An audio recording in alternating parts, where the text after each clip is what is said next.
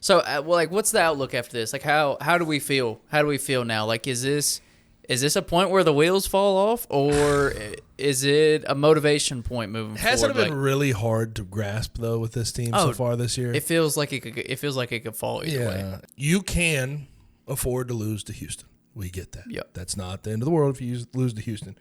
But you're going to come up on some pretty these next 3 games are not walks in the park. South Florida, at South Florida, you've already struggled to hold them down. Tyler Harris is playing good ball right now. You have to cover the 3-point line. Temple gave you all you could handle on the road. Now you have to take them on at home. UCF already beat you on the road in double overtime. You play them. That's a 3-game stretch where it's like, damn, before you get to that Houston game, if you take another loss, maybe you're on the wrong side of the bubble. It's still fragile. Game to game, trying to get the finger on the pulse of what this roster is going to put together has been so unbelievably hard. Very difficult. And it's a key stretch. And we say that every week, right? Like every week before the game start, we're like, all right, this is a key 2 or 3 game stretch.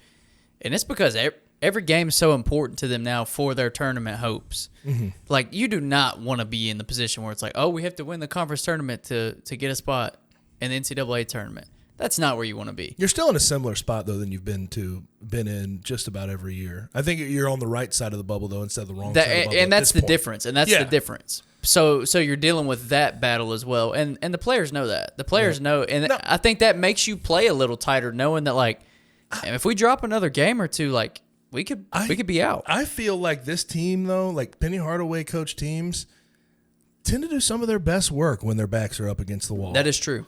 Like when they feel like there's no margin for error, they play like it. Yep. So we'll see, man. That's what I would like to think is coming. That's what I would like to think is down the pipe. But there's always the alternative, and the reason I think that is veteran group with guys like Kendrick and DeAndre. That when's the last time they didn't show up? I know Kendrick missed the last shot. I know they missed free throws.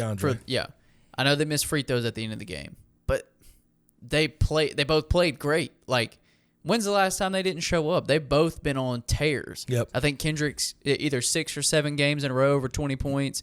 DeAndre's been a double machine. Like, they show up. And to be honest with you, the consistency still, even in that Tulane game at moments, like Elijah and Keontae still are playing with consistency. Yeah. So it's just about getting everyone to pull in the same direction. And I think that is the good news, right? Like, and that's kind of going back to what I was saying earlier, that they played well in a sense. Once again, I know if you turn the ball over 22 times, you didn't play well. Yeah. If you allow a team to score 89 points, you probably didn't play well. I get that.